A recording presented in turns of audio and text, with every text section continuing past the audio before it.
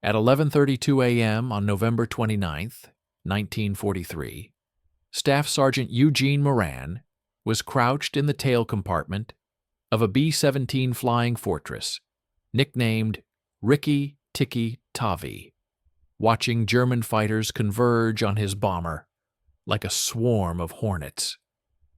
He was 19 years old, a dairy farmer's son from rural Wisconsin, and this was his first combat mission over one of the most heavily defended industrial targets in Germany. That morning, more than 300 bombers from the 8th Air Force had been dispatched to strike the factories of Bremen. Within the first hour, German defenses had already destroyed 6 flying fortresses. Moran occupied the most isolated station on the aircraft. The tail gunner sat at the extreme rear of the bomber, perched on a narrow bicycle-style seat, separated from the rest of the crew by nearly 40 feet of fuselage. Between him and the cockpit were bulkheads, fuel tanks, bomb bays, and chaos. His only companions were twin .50 caliber machine guns, and the enemy fighters intent on killing him. A B-17 carried 10 men, pilot and co-pilot in the cockpit, navigator and bombardier in the nose, flight engineer in the top turret, radio operator behind the bomb bay, 2 waist gunners firing from open side windows, a ball turret gunner suspended beneath the aircraft in a fragile glass sphere, and Moran alone in the tail. His job was simple in theory: defend the bomber's weakest angle. German pilots had learned early in the war that attacking from directly behind a B-17 limited the defensive fire to a single man. Eliminate the tail gunner, and the bomber became exponentially more vulnerable. By late 1943, bomber losses over Germany were staggering. 2 months earlier, the Schweinfurt mission had cost the 8th Air Force 60 flying fortresses in a single day. 600 men killed or captured within hours. Crews began referring to deep penetration missions into Germany as milk runs to hell. The mathematics were unforgiving. A bomber crew needed to complete 25 missions to rotate home. Statistical survival estimates suggested the average crew lasted 15. Some groups were losing half their aircraft every month. Moran had enlisted on his 18th birthday. Growing up on a dairy farm near Soldiers Grove, Wisconsin, he had watched aircraft pass overhead and dreamed of being part of something larger. The Army Air Forces needed gunners, young men with steady hands and sharp reflexes, farm boys accustomed to rifles. In gunnery school, Moran learned to lead moving targets while compensating for wind, altitude, and the speed of his own aircraft. He was drilled to fire in short bursts to prevent barrels from overheating. He memorized the silhouettes of enemy fighters: Messerschmitt Bf 109, Focke-Wulf 190. At 2,000 yards, he could identify them. But nothing in training prepared him for combat at 24,000 feet. Temperatures plunged to 40, below zero. Frostbite claimed fingers and toes. Oxygen masks iced over. Movements became slow and exhausting in the thin air. German fighters attacked in disciplined waves, firing 20-millimeter cannon shells capable of ripping through aluminum skin as though it were paper. Rikki Tikki Tavi had taken off from Snetterton Heath in England as part of the 96th Bomb Group. Their objective? Bremen, shipyards, aircraft plants, submarine facilities, one of the most fortified cities in Germany. The bomber formation crossed the North Sea in tight defensive boxes, each B-17 positioned to create overlapping fields of fire. The concept was straightforward. Mass defensive firepower would repel enemy fighters. The reality was harsher. A direct hit on one aircraft often damaged others flying nearby. When Bremen's anti-aircraft batteries opened fire, black bursts of flak filled the sky. The bombers could not evade. They were required to fly straight and level during the bomb run. Shrapnel tore through wings and fuselages. Moran watched a B-17 ahead of them absorb a direct hit. The aircraft folded mid-air and fell away. Rikki-Tikki-Tavi released its 4,000 pounds of bombs over the target. The factories below disappeared beneath explosions. Mission accomplished. Now came the return flight, 200 miles of hostile airspace between them and England. That was when flak struck their No. 2 engine. The propellers spun uselessly, windmilling in the freezing air. Speed dropped. A damaged bomber falling behind formation was marked for death. German pilots hunted stragglers. A lone fortress without the collective firepower of the formation was easy prey. Moran saw them first. Fighters climbing from below. Others diving from above. A dozen shapes closing in. Rikki-Tikki-Tavi was about to fight alone. And in the tail compartment, Eugene Moran would be their first target. The first attackers approached from the 6 o'clock low position, directly behind and slightly beneath the bomber. That angle was deliberate. German pilots knew it forced the B-17 to rely almost entirely on the tail gunner's fire. Moran pressed his back against the armored steel plate behind his seat and squeezed both triggers. His twin .50 caliber machine guns erupted, sending streams of tracer rounds into the freezing sky. The vibration shook the narrow compartment. The first German fighter broke away, rolling hard to escape the incoming fire. But there were more. The Luftwaffe pilots attacked in coordinated pairs. One aircraft would draw defensive fire while the second lined up a more precise killing pass. Moran swung his guns left and right, tracking shapes that flashed past his limited field of view. Spent shell casings piled around his boots. Cordite fumes filled the confined space. Inside the bomber, the temperature was minus 43 degrees Fahrenheit. Moran wore an electrically heated flight suit, but the cold penetrated everything. His breath froze into crystals inside his oxygen mask. His fingers, though gloved, began to lose sensation as the guns overheated from sustained firing. The German pilots were veterans.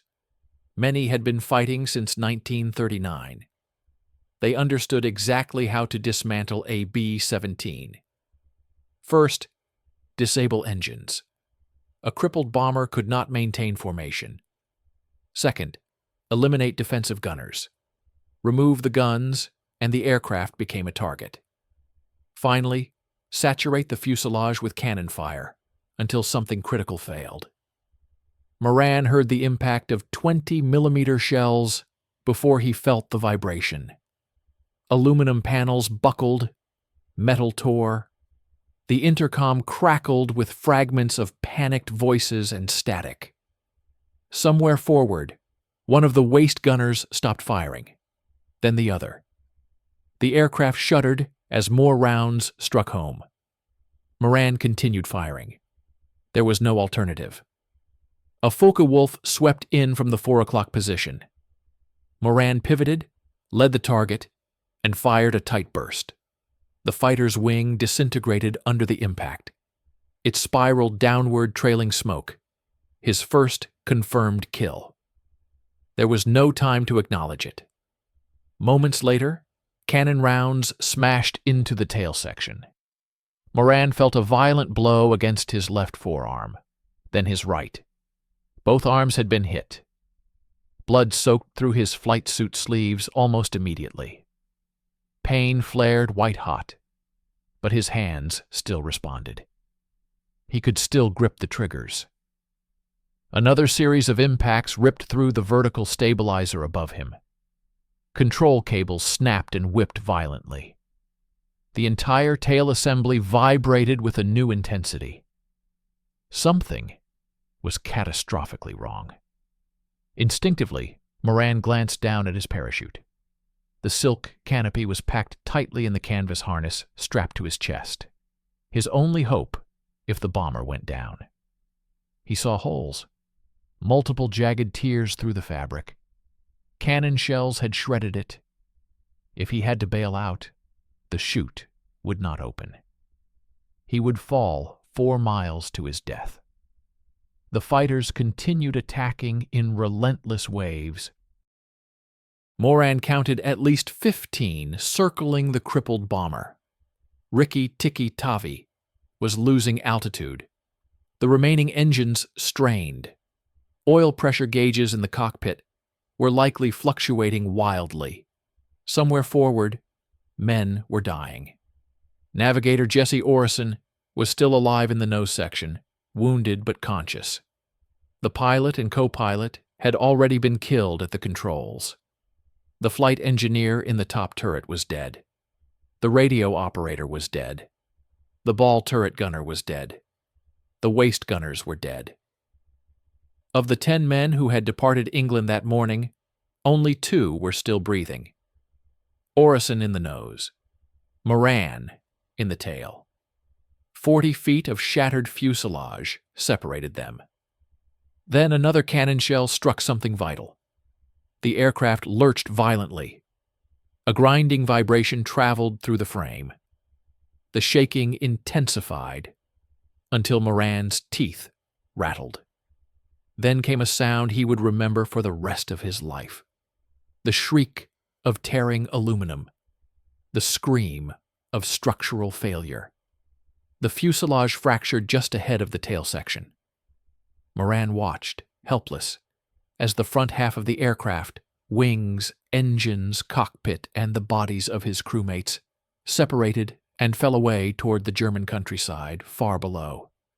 He was suddenly alone in a severed tail assembly, wounded in both arms, parachute destroyed, 24,000 feet above enemy territory.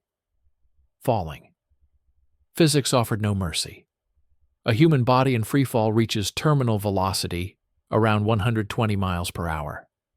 The detached tail section, weighing thousands of pounds, would fall even faster. Eugene Moran had perhaps 90 seconds left to live. The tail spun violently as it dropped, tumbling end over end.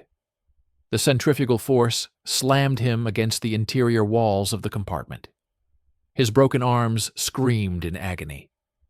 Blood splattered the metal framework.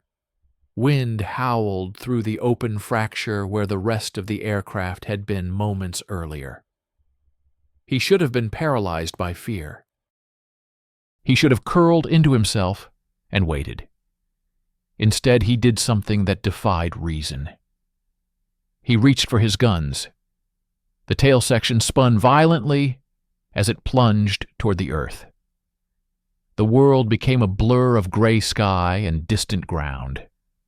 The G-forces threw Moran against the steel frame, then lifted him partially from his seat as the section rotated again. His arms were shattered.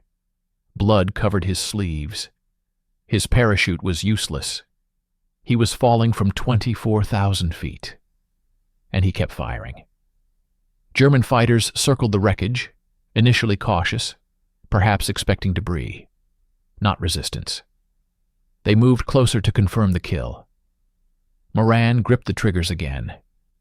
Aiming was nearly impossible. The tail compartment rotated unpredictably.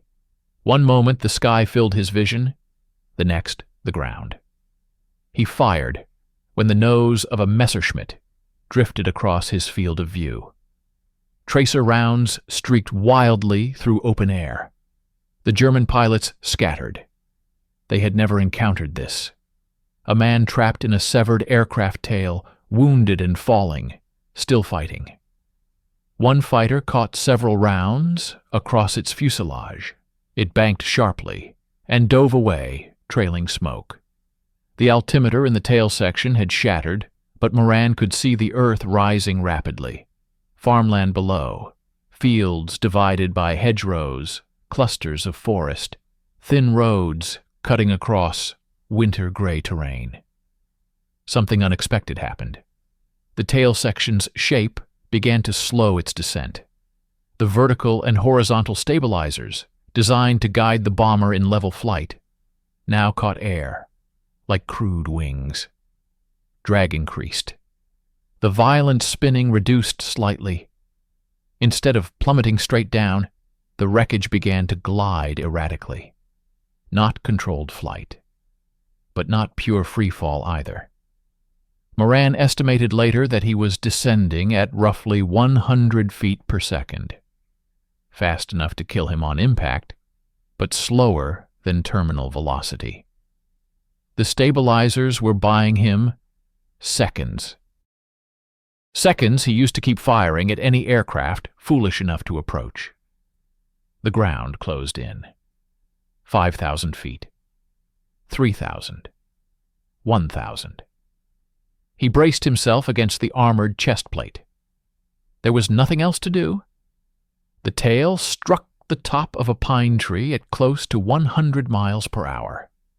Branches snapped like matchsticks. The vertical stabilizer caught on a trunk and tore away.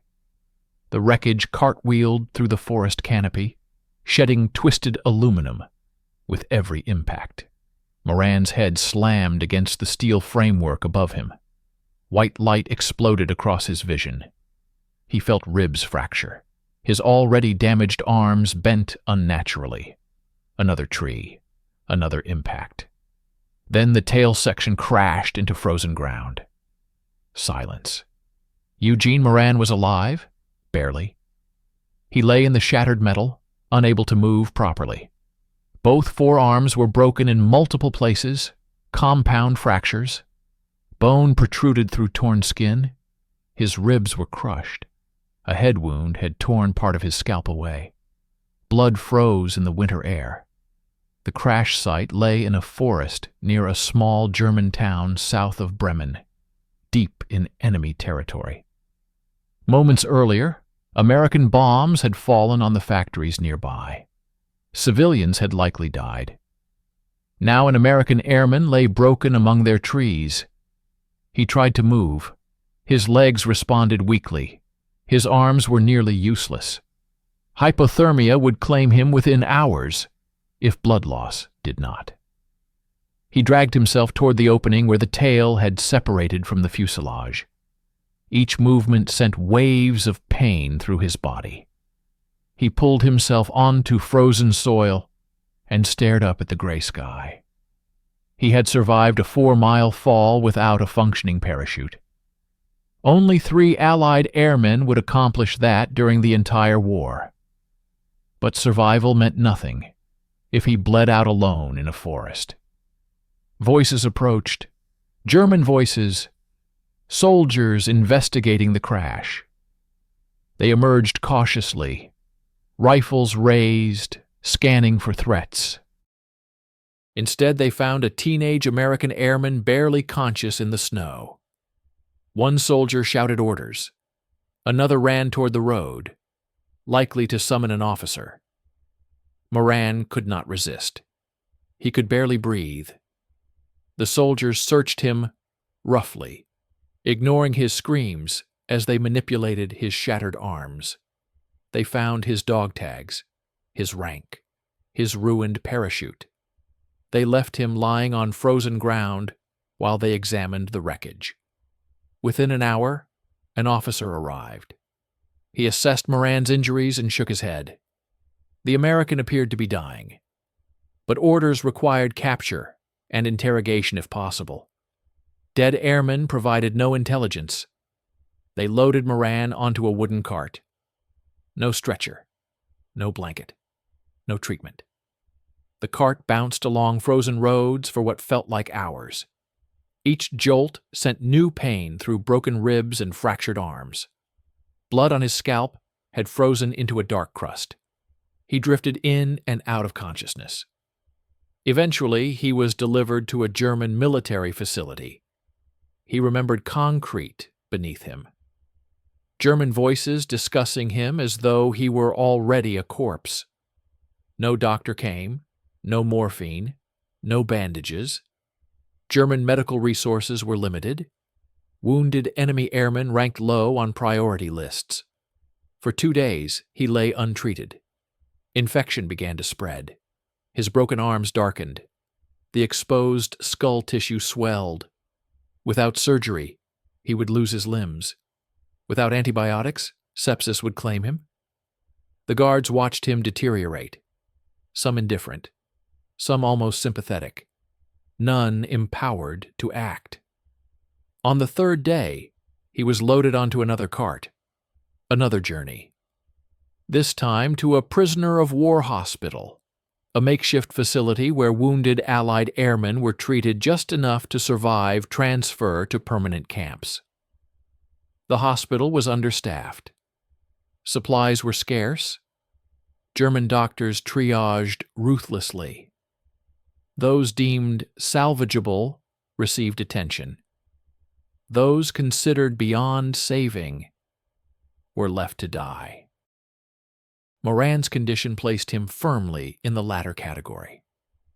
But the hospital held an unexpected lifeline. Among the prisoners were 2 Serbian physicians, captured military doctors pressed into service treating Allied POWs. They examined Moran, and they chose to try. The 2 Serbian doctors had almost nothing to work with. They were prisoners themselves, former military physicians captured on the Eastern Front, and now forced to treat wounded Allied airmen in a German POW hospital. Supplies were scarce. Surgical instruments were old and incomplete. Anesthesia was minimal. But they saw in Moran not just an enemy combatant. They saw a wounded young man who still had a pulse. They decided to operate. The procedure lasted 7 hours. There was no proper general anesthesia, only limited local numbing agents that dulled the pain but did not erase it. Moran drifted in and out of awareness as they worked. They set his shattered forearms using metal pins and wire scavenged from what little was available. They cleaned infected tissue from open wounds. They removed bone fragments from his skull and fashioned a crude metal plate to protect the exposed area of his brain. The plate was primitive by modern standards. It saved his life. They splinted his arms with wooden boards. They wrapped his injuries in bandages torn from sheets. They did everything possible with almost nothing. When the surgery ended, they told him plainly, the next 72 hours would determine whether he lived. The infection was already in his bloodstream. They had cleaned what they could. Now his body had to do the rest. That first night, the fever surged. His temperature climbed past 104 degrees. He shook violently under thin hospital blankets. Sweat soaked his clothes even as the winter air bit at his skin. The Serbian doctors monitored him as closely as resources allowed. They forced water between his cracked lips. They changed dressings. They sat beside him because they had little else to offer. Antibiotics existed, penicillin was beginning to change battlefield medicine, but in a German POW hospital, such supplies were nearly unattainable. Infection was the great killer. The second night was worse. Moran slipped into delirium. He called for his mother. He shouted warnings to crewmates who were no longer alive. He relived the moment his bomber tore apart in midair. Other wounded prisoners listened in silence, wondering whether he would see morning. The doctors took turns sitting at his bedside. They wiped his forehead with damp cloths. They spoke softly, in accented English, that he likely could not understand. They could do nothing more. On the third morning, the fever broke. Moran opened his eyes and recognized the room for the first time in days. He was alive. His immune system had done what medicine could not. The tissue around his skull plate began to close. His arms showed early signs of knitting. The infection receded. Recovery would take months, but he would survive. Word spread quickly among prisoners and guards alike. The American who fell 4 miles and lived. The tail gunner who kept firing as his aircraft disintegrated. Even German staff seemed quietly astonished. The Serbian doctors had saved him, but they could not shield him forever. Once stable enough to travel, he would be transferred into the formal German prisoner of war system. The hospital was merely a way station. 6 weeks after the crash, Moran could stand. His arms remained splinted. The metal plate in his skull caused persistent headaches. His ribs protested every breath. But he could walk. He was processed efficiently. Name, rank, serial number. Photographs were taken. A gaunt young man with bandaged arms and hollow eyes staring into a camera. He was sent to Stalag Luft 4 in Pomerania, a camp built specifically to hold captured Allied airmen. Barbed wire fences, guard towers equipped with machine guns. Wooden barracks offering little protection from the brutal Eastern European winter. Thousands of American and British airmen filled the compound. Pilots, navigators, gunners. Men shot down over Germany and occupied Europe. Some had been prisoners for years. All were waiting. Life inside the camp developed its own structure. Prisoners organized themselves. They maintained military discipline. They created makeshift libraries. They taught classes in languages and mathematics. They built hidden radios to monitor BBC broadcasts. They planned escape attempts that rarely succeeded. Rations were minimal. Thin soup, black bread, occasional potatoes. Red Cross parcels supplemented their diet when deliveries arrived, but those were unpredictable. Most prisoners lost 20 to 30 pounds during captivity. Some lost far more. Moran's body continued to heal slowly. His arms regained partial function, though strength never fully returned. Headaches from his skull injury became less frequent, but never disappeared. The nightmares did not stop. He was alive. But 17 months of captivity still lay ahead, and conditions would soon worsen. In the summer of 1944, he was transferred again. The journey began in a cattle car packed with 60 prisoners. No room to sit, no sanitation, no food for 3 days. Men collapsed against each other in the dark. From one camp to another, he was shuffled across occupied territory, as Germany's defensive lines contracted under Allied pressure. Each relocation brought new guards, new hardships, new disease. Then came the Baltic transfer. The ship that carried them was an aging freighter, never intended to transport hundreds of men below deck. 200 prisoners were forced into the cargo hold. Darkness swallowed them as the hatch sealed shut. There was no ventilation. No room to lie down. Only a single bucket for sanitation. Within hours, the stench became overwhelming. The crossing lasted 4 days. Men suffering from dysentery could not reach the bucket. Bodies of those who died remained among the living because there was nowhere else to place them. Some prisoners lost their sanity in the darkness. They screamed. They prayed. They stopped responding altogether.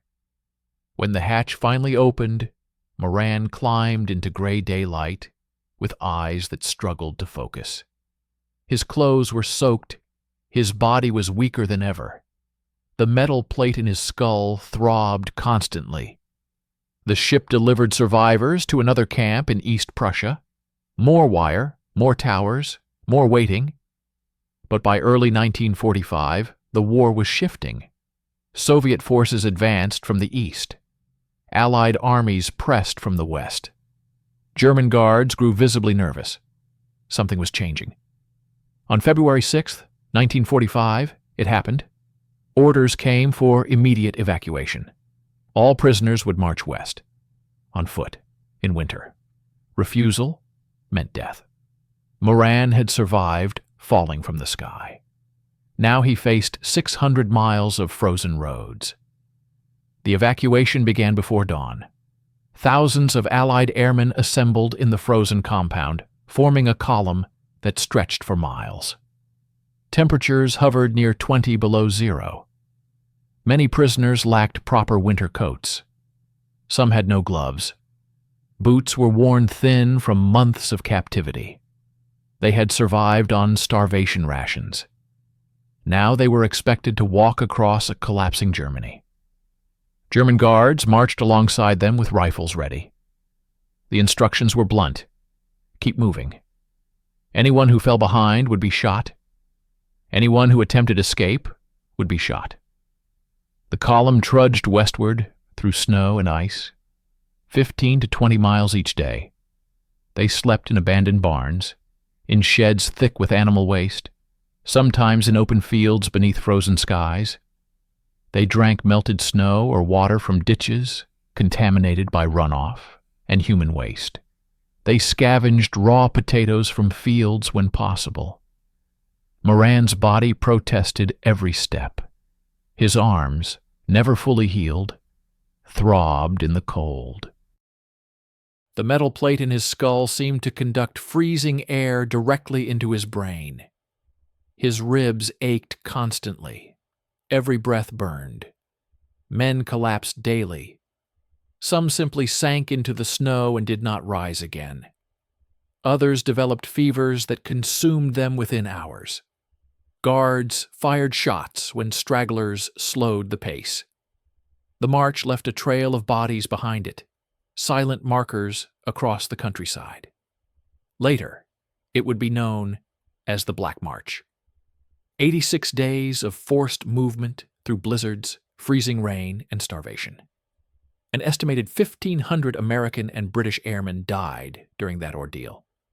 Pneumonia, typhus, dysentery, frostbite that turned to gangrene, bullets. Moran kept walking. He had survived a 4-mile fall without a parachute. He had survived catastrophic injuries. He had survived crude surgery and raging infection. He had survived the darkness of the Baltic hold.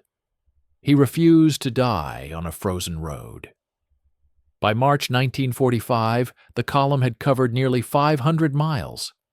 Allied artillery could be heard in the distance, a low, constant thunder growing louder each day. Germany was collapsing. On April 26, 1945, the march ended. American troops from the 104th Infantry Division intercepted the column near the Elbe River. The German guards surrendered. For the prisoners, the moment felt unreal. Years of captivity and months of marching ended in stunned silence. They were free. Moran weighed 93 pounds. He had entered the army at 150. The crash, the camps, the starvation, and the march had stripped nearly 40% of his body weight. He looked skeletal, but he was alive. Medical teams moved quickly to treat liberated prisoners. Typhus had spread among the column. Pneumonia was widespread. Frostbite required amputations. Severe malnutrition complicated recovery. Moran's case drew attention. His service record documented an extraordinary sequence. Shot down over Bremen. Aircraft destroyed. Fell 24,000 feet in a severed tail section without a working parachute. Survived impact, captured. 17 months as a prisoner of war. Endured a 600-mile forced march. Military historians later confirmed that only 3 Allied airmen survived falls of comparable distance during the Second World War. Moran was one of them. He was awarded 2 Purple Hearts, one for each arm shattered by enemy cannon fire. He received the Air Medal with Oak Leaf Cluster. He was granted an honorable discharge in December 1945. The 96th Bomb Group had lost 938 men during the war, 206 aircraft destroyed. Moran's survival was a statistical anomaly in a campaign defined by catastrophic losses. During the war, rumors of his fall circulated through intercepted German radio broadcasts. His family in Wisconsin spent months uncertain whether he was alive. Anonymous letters reached them describing reports of an American who fell 4 miles and survived. Hope mingled with fear until official confirmation arrived. He returned to Soldiers Grove in late 1945. He was 21 years old. He felt decades older. The farm boy who once watched planes pass overhead had fallen from the sky and lived. Now he faced a different challenge, building a life beyond survival. He married Margaret Finley, a local woman who had known him before the war. She saw beyond scars and hollow eyes. She saw the man beneath trauma. They built a life on a small farm near his childhood home. He rarely spoke of what happened in November 1943. Not to his wife, not to his 9 children, not to neighbors who asked. The memories were too sharp. 8 of his crew had died aboard Rikki Tikki Tavi. Friends had perished in camps and along the march. Silence was easier. For more than 60 years, he carried the story alone. The physical damage never fully disappeared. The metal plate in his skull caused headaches for the rest of his life. Cold weather aggravated his arms. Storms made his ribs ache. His body never forgot. But he lived. He raised children. He worked the land. He attended church. He watched grandchildren grow.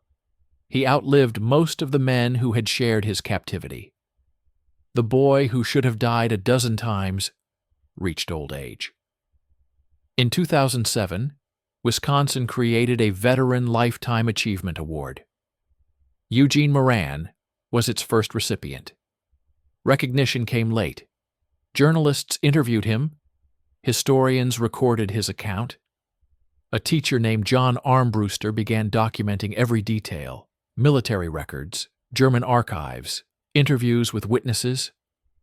The long silence began to break. A book would eventually tell the full story. But long before that, in a frozen forest outside Bremen, survival had already rewritten the odds. As attention slowly gathered around Moran's story decades later, historians began reconstructing the chain of events with precision. Military archives confirmed the flak strike that severed the B-17. German records noted wreckage falling near Bremen. Survivor testimony from navigator Jesse Orison supported the account of the bomber breaking apart midair. What had once sounded like myth became documented fact. The physics of his survival fascinated researchers. When the fuselage split, the detached tail section retained aerodynamic surfaces, vertical and horizontal stabilizers designed to guide flight. Those surfaces created drag during descent, reducing terminal velocity just enough to make impact survivable under extraordinary circumstances. It was not luck alone. It was wreckage behaving like a crude glider. Even so, the probability bordered on impossible. Moran had not only survived the fall, he had continued firing while descending. German pilots later reported being startled by gunfire from debris they assumed was lifeless. That defiance more than the fall itself, cemented his legend among fellow airmen. Yet after returning home, he did not embrace legend status. He avoided public speaking. He declined opportunities to recount the experience in detail. When neighbors asked about the war, he changed the subject. Trauma leaves marks deeper than visible scars. Nightmares followed him for years. The sound of tearing aluminum replayed in his mind. Sudden noises caused him to flinch instinctively. Winter air sometimes triggered the same physical sensations he had felt at altitude. Margaret understood without pressing. She learned which subjects to avoid and which memories to gently redirect. Together they built a rhythm of normal life: chores, harvest seasons, church gatherings, school events for their children. The war became something that had happened, but was rarely spoken aloud. The children knew fragments. They knew their father had been shot down. They knew he had been a prisoner. They did not know the details until much later. Time passed. The Cold War began. The world shifted again. Aircraft technology advanced beyond piston engines to jets, then beyond that to supersonic fighters and guided missiles. The B-17 became an artifact of another era. But in Wisconsin, Eugene Moran continued farming. He measured success not in medals, but in crops harvested and family milestones reached. He attended veterans' reunions occasionally, reconnecting with men who shared similar experiences, though few had endured his specific ordeal. As decades passed, fewer veterans remained. Stories risked fading. It was only in his later years that Moran agreed to speak more openly. Encouraged by family and historians, he revisited the events of November 29, 1943. Interviews were recorded. Details once held privately were finally shared. The Serbian doctor's role gained recognition. Their quiet courage in operating under impossible conditions had saved a life history might otherwise have lost. Efforts were made to trace their identities, though wartime records were incomplete. Recognition also came locally. In October 2008, Soldiers Grove named a street in his honor, Eugene Moran Way, a permanent marker in the town where he had once watched aircraft overhead as a boy. The ceremony drew neighbors, veterans, and local officials. For many, the idea that a young farm boy from their community had survived such an ordeal seemed almost unreal. Yet there he stood, older now, thinner than photographs suggested, but steady. The other surviving crew member, navigator Jesse Orison, also confirmed the account. He had bailed out from the forward section before the aircraft broke apart completely and endured captivity of his own. His testimony strengthened the historical record. Together, their recollections ensured that Rikki Tikki Tavi would not be forgotten. Moran's health declined gradually in his later years, as it does for most who reach advanced age. The metal plate remained in his skull for the rest of his life. Doctors decades later marveled at the crude wartime surgery that had kept him alive. He rarely complained. When asked how he had endured so much, he offered a simple philosophy. He preferred to wear out rather than rust out. It was not bravado. It was stubborn endurance. The same determination that had kept him firing in a falling tail section carried him through infection, captivity, and forced marches. On March 23, 2014, Eugene Moran passed away at the age of 89. 70 years had passed since the day his bomber split apart over Bremen. 70 years since he fell 4 miles through freezing air. 70 years since Serbian doctors worked through the night to rebuild shattered bones. His obituary mentioned his service and survival, though even then it understated the improbability. Those who knew the full story understood. The tail gunner's position on a B-17 was the loneliest station on the aircraft. It was the first target in a rear attack. It was the last place to know when the bomber was doomed. On November 29, 1943, Eugene Moran occupied that seat. When the aircraft disintegrated around him, he did not surrender to panic. He kept fighting, even while falling. And in doing so, he defied not only the enemy, but the odds written into mathematics and gravity itself. For decades, the story remained largely confined to military archives and scattered veteran accounts.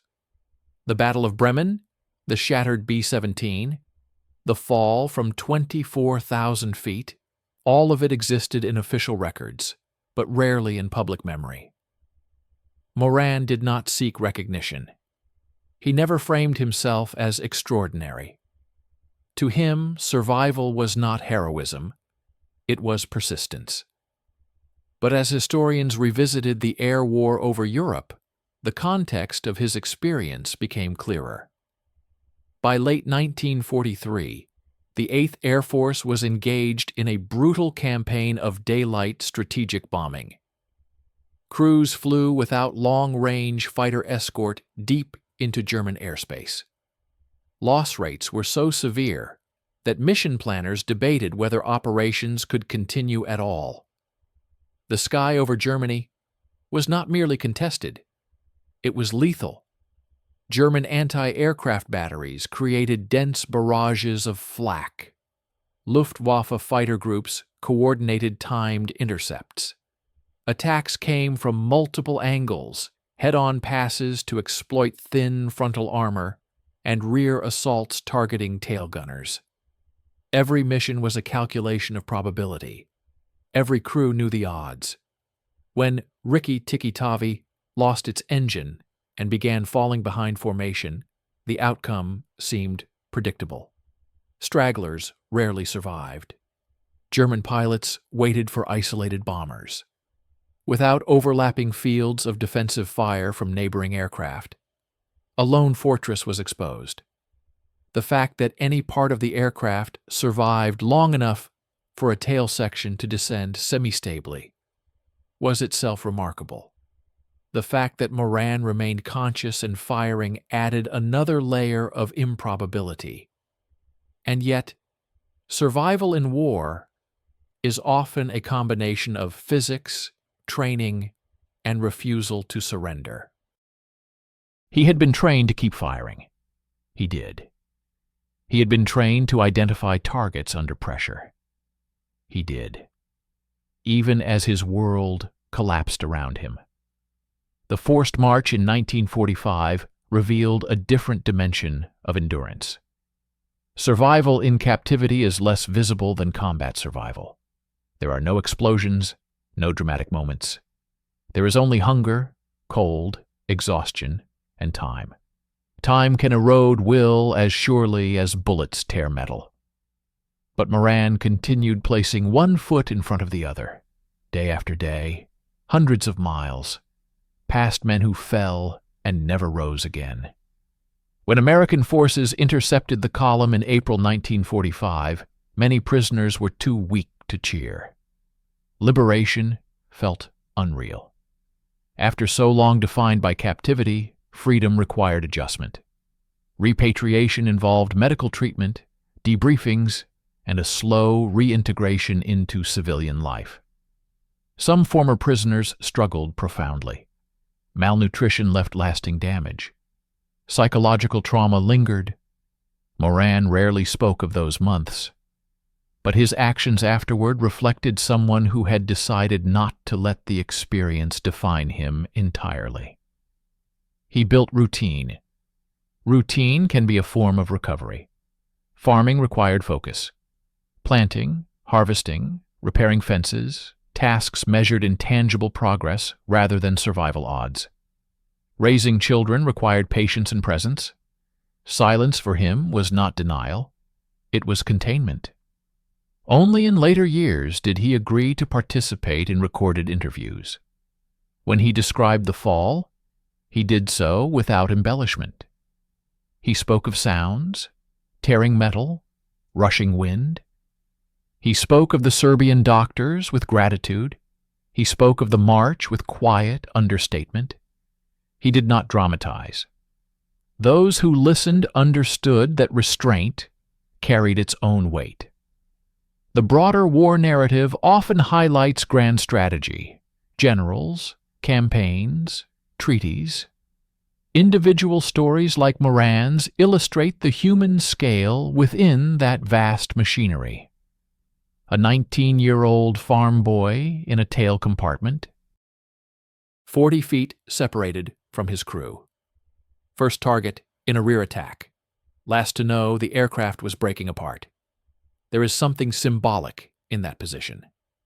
Alone at the rear, defending others, then falling alone, then surviving alone, long enough for others to intervene. The Serbian doctor's decision to operate remains one of the most compelling elements of the story. They were prisoners too. They had limited tools. They could have declared his case hopeless. Instead, they acted. War often reveals cruelty. It can also reveal quiet acts of compassion. Their work extended Moran's life long enough for survival to become possible. In later years, when asked how he endured so much, Moran returned to simple phrasing. He did not claim bravery. He claimed determination. That difference matters. Bravery suggests absence of fear. Determination suggests action despite it. The tail gunner seat on a B-17 demanded both. And on November 29, 1943, Eugene Moran embodied them. Not in a grand speech, not in a medal ceremony, but in a falling tail section, guns firing, refusing to yield. The story endures not because it is sensational, but because it reveals what resilience can look like under impossible conditions, and because, against overwhelming probability, he lived long enough to tell it. In the decades after the war, the skies over Europe grew quiet again. Bombers no longer formed defensive boxes above German cities. Flak batteries rusted. Airfields that once launched waves of destruction returned to civilian use. But history does not vanish simply because the noise stops. The events of November 29, 1943 remained recorded in mission logs, casualty reports, and prisoner of war files. In those documents, the language was clinical. Aircraft destroyed, crew missing, tail section separated. Survivor recovered. What the paperwork could not convey was the human experience inside those lines of text. The isolation of the tail gunner's position. The sensation of the aircraft trembling under cannon fire. The sound of structural failure. The decision to keep firing when everything else was lost. Moran's survival became a point of fascination, not because it was dramatic, but because it challenged assumptions. Gravity is constant. Structural failure is usually final. A 4-mile fall without a functioning parachute should not end in survival. Yet in rare cases, physics bends just enough to allow improbability. The tail section, acting like an ungainly glider. The pine trees breaking impact force. The Serbian doctors choosing to operate. The immune system overcoming infection. Each element alone would not have been sufficient. Together they created a narrow path through what should have been certain death. War is often reduced to statistics. Aircraft lost, sorties flown, targets destroyed. But each number represents individuals who experienced events in real time, seconds stretched into lifetimes. For the 8th Air Force, 1943 was one of the most punishing years of the European air campaign. Hundreds of bombers were destroyed. Thousands of young airmen were killed, captured, or wounded. Within that context, Moran's story does not diminish the broader losses. It highlights the extremes within them. He was not the only airman to endure captivity. He was not the only one to survive a crash. But the combination of fall, injury, imprisonment, forced march, and eventual return places his experience among the rarest. After liberation, after discharge, after decades of farming and family life, his survival took on another meaning. It became legacy. When Wisconsin honored him late in life, it was not simply for surviving a fall. It was for enduring everything that followed. The fall lasted seconds. Recovery lasted months. Captivity lasted 17 months. The march lasted 86 days. The memory lasted a lifetime. There is a temptation to describe such survival as miraculous. Moran himself would likely have disagreed. He did not attribute his life to miracles. He attributed it to not giving up. When his bomber broke apart, he did not stop firing. When infection threatened, he endured. When guards ordered him to march, he walked. When nightmares followed him home, he built a life anyway. His quiet philosophy, "I would rather wear out than rust out," captured that mindset. To wear out suggests movement, action, persistence. To rust out suggests surrender to stillness. He chose the first.